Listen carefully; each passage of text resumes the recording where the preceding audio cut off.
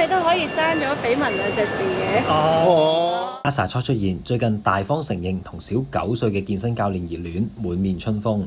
阿 sa 生於壬戌年辛亥月己酉日，從八字睇返佢嘅情路，其實非常有規律。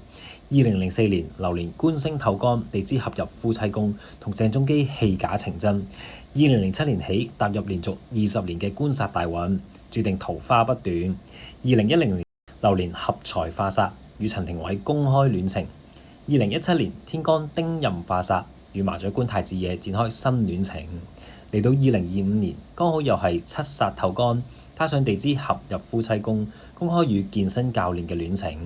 不過大家要注意，2026年後官殺大運即將結束，姻緣運會轉趨平穩。睇怕呢位教練極有可能係阿 sa 嘅最後一站，拉埋天窗指日可待。